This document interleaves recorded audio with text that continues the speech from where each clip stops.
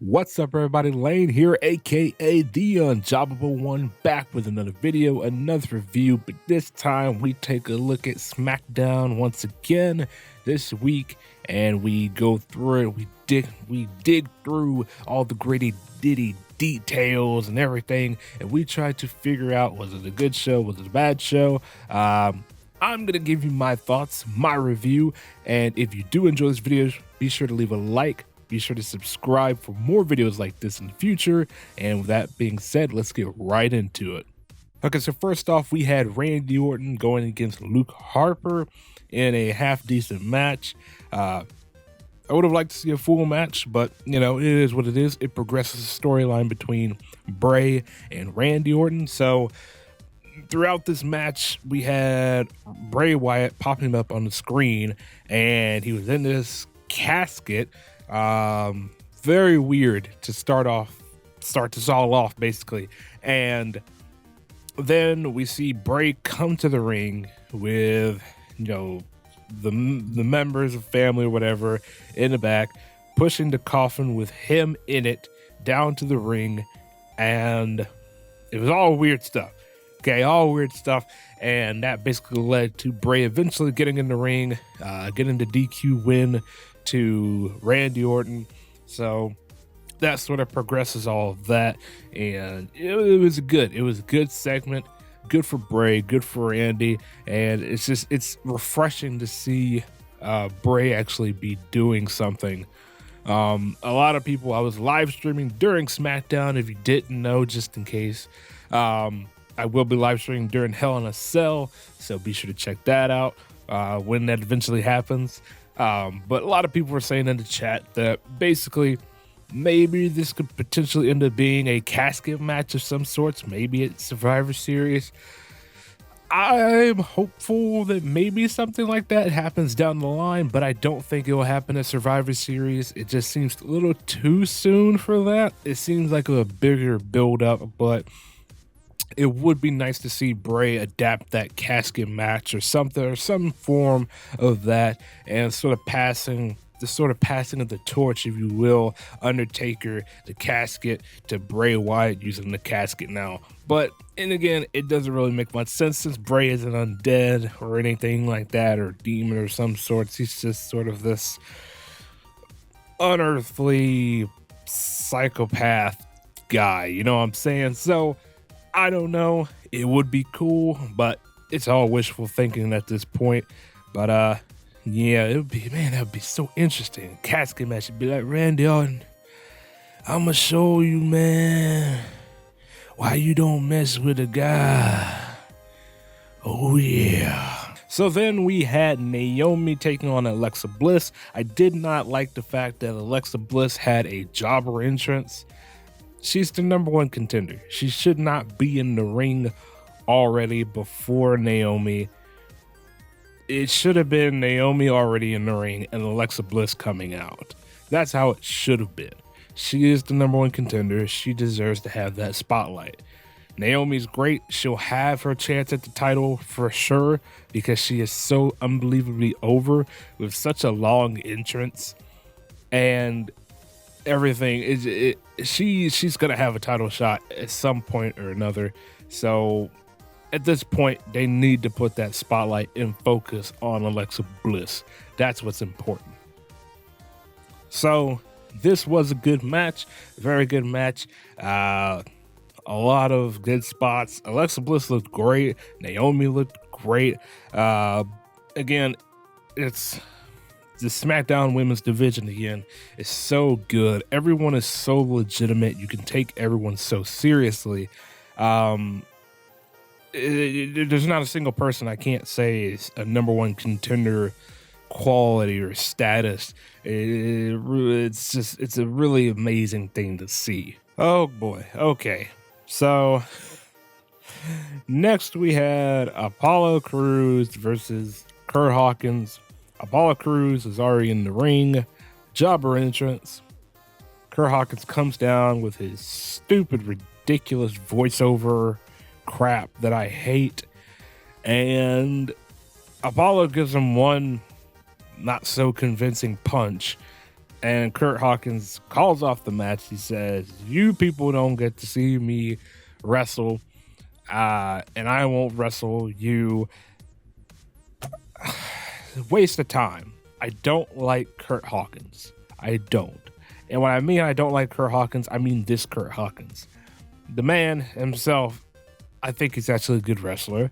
He looks great, but this gimmick is shit. Face the facts. How about get the fuck out of here? Yeah?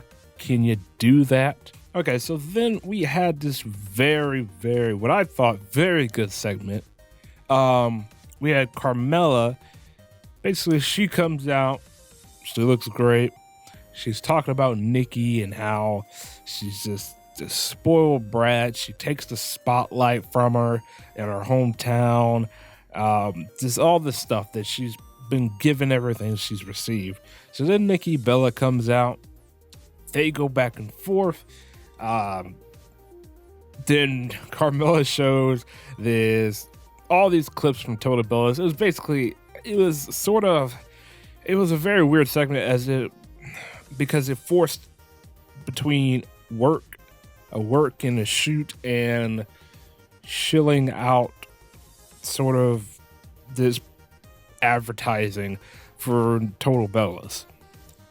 It was very weird mix, but I thought it worked well together, because Carmella had all the cutting from like Total Bellas and it was like totally reckless or something like that. I can't remember the exact words, but it was basically showcasing how Nikki is throughout the show and all that stuff, and led back and forth. I don't like Nikki Bella. You guys know I don't like Nikki Bella, but she is a big name for Carmella, and it was very good. Probably one of the high moments of the show, because Carmella got to actually, I don't know how much mic time she had in NXT, but this is probably the most I've ever seen her speak, and it was great. She had a lot of drive. She was very convincing as to what she was saying and what she was feeling about Nikki Bella and her presence here on SmackDown. It was all very good stuff. It was all laid out very well. This is a really good feud. I would put it up there with Miz and Dolph, because they've had a really hell of a great feud. And yeah, I am interested to see when and how they're going to do the blow off for this, because Nikki Bella has already beat Carmella. So at this point, does Carmella win the next one and then Nikki Bella wins the third one? Or is this just going to be a progressing thing that happens or goes on sort of in the background for months and maybe a year to come, where they're still bitter at each other, sort of like a Sami Zayn, Kevin Owens type thing, where they're still bitter with each other, but they're not really, feuding, if you will. So I don't know. It's a very interesting thing to see. Carmella did great. Nikki did great. So yeah, good stuff. Okay, so then we had The Miz and his lovely wife Maurice with the Spirit Squad, Kenny and Mikey, coming out to the ring. I thought that maybe they were a little hard pressed on time, and that maybe that's why they came out together or something. I don't know. But another thing that got me to think maybe they were hard pressed on time was they didn't even enter the ring before they started playing Dolph's music. So, maybe they were a little hard pressed on time around about this point. But we had The Miz, Maurice, and Spirit Squad come down. And then we had Dolph and Heath Slater coming down. 6-man tag match. And it was good. It was fun. A lot of people were saying on my live stream, is Spirit Squad going to challenge Heath Slater and Rhino for the tag belts? I don't know, because I don't know how long Kenny and Mikey have been signed to work currently for WWE. I have no idea. I have no idea if they're signed on for, a year or two, or if it's just sort of this short-term thing. I don't know, who knows, but a fun match. It's I wanted to see more aggressive Miz, or more of a determined Miz, when he was coming out during his entrance. He still had sort of the flamboyance. I would have had liked to have seen, him without the flashy Hollywood bullshit coat thing on, I don't know, something. I wanted to see some type of change, and I guess we saw that change in the match. He was a little aggressive. Fun match. The heels go over. Kenny Dykstra gets the win over, I believe, Heath Slater.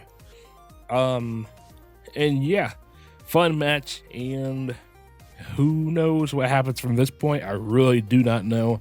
Yeah. Okay, so next we had Jack Swagger versus Baron Corbin. My boy, the man himself, the lone wolf Baron Corbin. 2-minute squash match. Baron Corbin picks up the win. Yeah, where the fuck does Jack Swagger go from here? What's the Baron Corbin doing from here?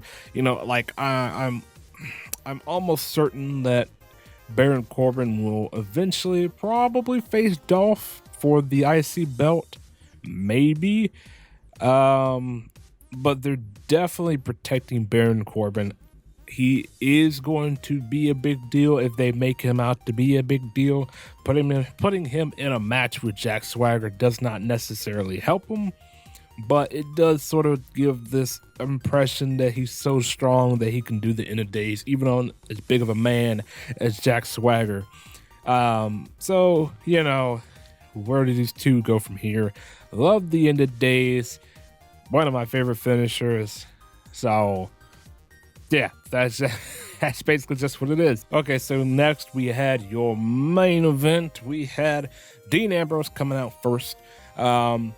He sits by the announcer's table and stuff like that. He's going to be doing the announcing and ringing the bell. So then we had James Ellsworth, the man, the myth, the legend, the hero, the savior, coming out with his brand new t-shirt available at WWEshop.com. No, I am not sponsored. I'm just letting you know where you can get that damn t-shirt at, because I might get it myself. If not, I'll just buy one of my shirts from my store. So, what was that? Lane has a store? Yes. Link in the description. I have a store. I sell wrestling merch. I'll also be having gaming merch up on there very, very soon, just so you know. So, anyways, we had AJ Styles versus James Ellsworth, and yeah, fun match. Obviously, a comedy match. Is this whole world title scene the strongest thing on SmackDown right now? No, but does it really have to be? No, not really. As long as it's entertaining, it brings the fans in, then I feel like you're doing a good job. Unlike Seth Rollins and Kevin Owens, where their feud has sort of just been kind of meh, you don't really care to see it. Even with this, you don't care to see AJ versus Dean anymore, but it's entertaining having James Ellsworth in there and Dean doing the comedy stuff, even though I don't like him doing the comedy stuff, because I like when he's that serious, crazy, badass, I like Stone Cold-esque character. I like that. But, this was a fun match. James Ellsworth actually got a super kick in on AJ, which must have felt great. It must have felt great. I was very scared for this match, because at first I thought it was just going to be an absolute squash. I thought AJ was going to hit the Styles Clash again. I was going to be super fucking terrified. But thankfully, it ended in a DQ. AJ was just punching crap at James Ellsworth, ended in a DQ. So then Dean comes in, gives AJ the dirty deeds, and he says James Ellsworth has won via DQ, but obviously he hasn't won the belt because it's DQ. So overall, SmackDown was about a 7 out of 10 show. 5 being just average, and 5 being like the entire show was average, but this show was not average, not the entire show. There were some high points and then there were some average points. So I had to give it a 7 out of 10. And yeah, that was pretty much SmackDown. David Otunga can eat a bag of dicks because it sucks. And yes. And again, guys, be sure to go check out my merch shop down below. Not my merch shop, just my overall store where I sell t-shirts so I can make a living here. You know, give Laney a buck or two. The UnJobbable one. I'm jobbable, guys. I need a buck. I need the main event. And y'all, I need that big gold belt here on YouTube. So thank you all so much for watching this. Leave a like if you did enjoy. Subscribe for more videos like this, and also leave a comment down below and give me your feedback. What did you think of SmackDown? And yeah, with all that being said, guys, hope you all have a gorgeous day, a safe day, and remember, tomorrow is another day.